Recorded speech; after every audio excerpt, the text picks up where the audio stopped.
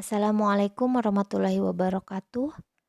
Pada video kali ini kita akan mempelajari materi metode numerik pada pokok bahasan solusi persamaan tak linier dengan menggunakan metode bagi dua. Selamat menyaksikan videonya dan selamat mempelajarinya. Bahasan yang pertama yaitu bentuk-bentuk persamaan. Yang pertama adalah persamaan linier. Persamaan linier adalah persamaan yang mengandung variabel dengan pangkat variabel tertingginya sama dengan 1. Bentuk umum persamaan linier satu variabel adalah AX ditambah B sama dengan C, dengan A, B, C-nya anggota bilangan real, dan A tidak sama dengan 0. Kemudian bentuk umum persamaan linier dua variabel adalah AX ditambah BY sama dengan C, dengan A, B, C-nya anggota bilangan real, dan A tidak sama dengan 0, B tidak sama dengan 0. Selanjutnya persamaan tak linier. Persamaan tak linier adalah persamaan yang mengandung variabel berderajat tidak sama dengan 1 atau mengandung nilai fungsi tak linier seperti log, sin, dan lain sebagainya. Di sini diberikan contoh dari persamaan tak linier yang memiliki 1, 2, dan 3 variabel. Pencarian akar-akar persamaan tak linier. Nah, ini ada rumus ABC yang sudah kita kenal. Kita bisa mencari akar penyelesaian sebuah persamaan tak linier dengan menggunakan rumus ini.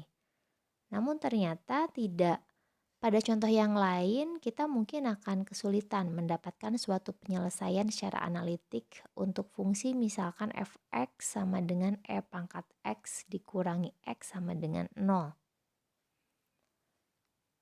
Oleh karena itu, kita memerlukan metode pencarian akar-akar persamaan tak linier. Yang pertama, menggunakan metode pengurung, yaitu terdiri dari metode bagi dua atau biseksi, dan metode posisi palsu atau regula falsi. Yang kedua adalah metode terbuka yang terdiri dari metode iterasi titik tetap, metode Newton-Raphson, dan metode garis potong atau sekant. Ya, video kali ini kita akan bahas tentang metode pengurung.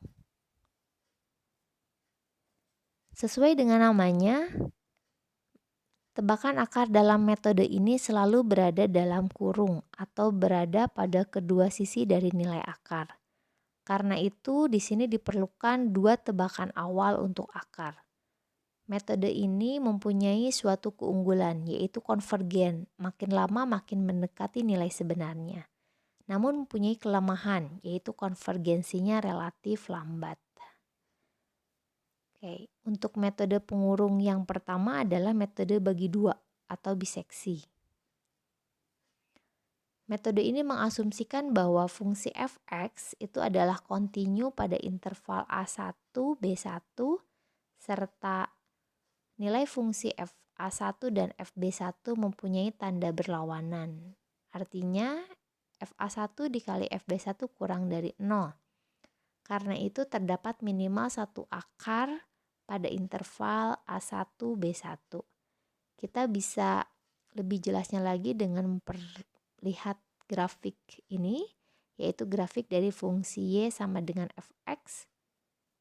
Di sini ada A1, B1, kemudian nanti akar yang terdapat pada interval tersebut adalah X1. Begitu seterusnya, jadi kita akan memperoleh akar dari tengah-tengah subinterval tersebut. Menentukan akar-akar dari persamaan menggunakan metode bagi dua. Prosedurnya seperti berikut ini, yaitu yang kita akan menggunakan rumus xn sama dengan an ditambah bn dibagi 2. Kemudian nanti selanjutnya kita akan menentukan subinterval mana yang akan mengurung akar. Yang pertama, jika fan dikali fxn-nya kurang dari 0, maka an plus 1 sama dengan an Bn plus 1 sama dengan Xn. Jadi ini aturan yang pertama.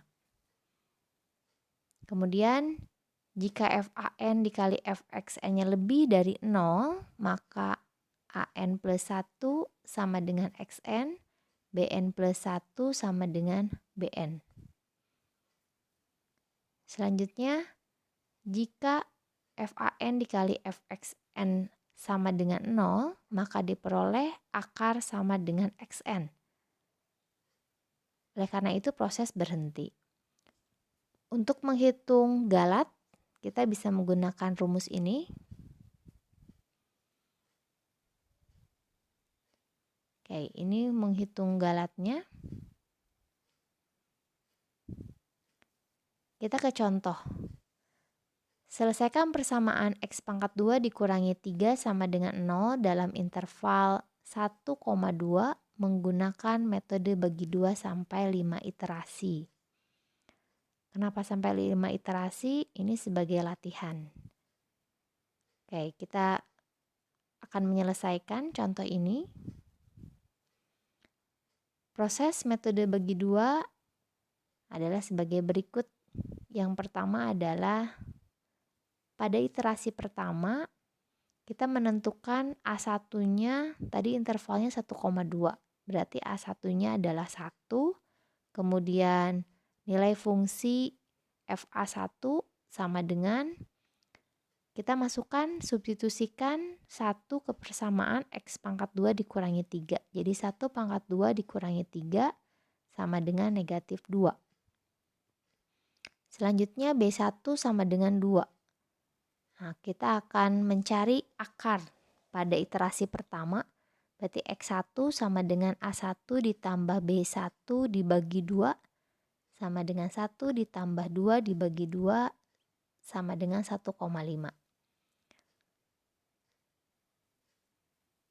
Nah, ini nilai dari Fx1-nya berarti 1,5 pangkat 2 dikurangi 3 hasilnya negatif 0,75. Selanjutnya, subinterval mana yang akan kita gunakan untuk iterasi kedua? Pada aturan yang tadi kita sudah bahas sebelumnya, jika FAN dikali Fxn lebih dari 0, maka AN plus 1 sama dengan Xn, Bn plus 1 sama dengan Bn. Ini perkalian ini hasilnya positif. Selanjutnya kita akan menggunakan subinterval X1, B1 yaitu 1,5, 2. Subinterval barunya itu. Pada iterasi kedua berarti kita menggunakan A2 sama dengan X1 sama dengan 1,5 dan nilai fungsinya adalah negatif 0,75. Kemudian B2-nya sama dengan B1 sama dengan 2. Dan nilai akar untuk iterasi keduanya X2 sama dengan A2 ditambah B2 dibagi 2 hasilnya 1,75 dan nilai fungsinya adalah 0,0625.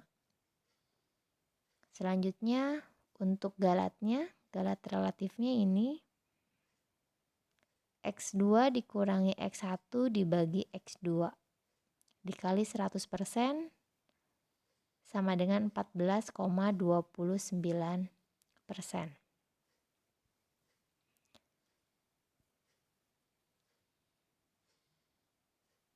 Perkalian FAN dikali Fxn, kita bisa lihat FA2-nya itu negatif, Fx2-nya positif, maka hasil perkaliannya adalah negatif, kurang dari 0. Maka selanjutnya subinterval yang akan kita gunakan itu adalah A2 dan X2. Jadi subinterval barunya 1,5, 1,75. Selanjutnya iterasi ketiga. Karena tadi hasil perkalian dari FA2 dikali Fx2-nya itu negatif.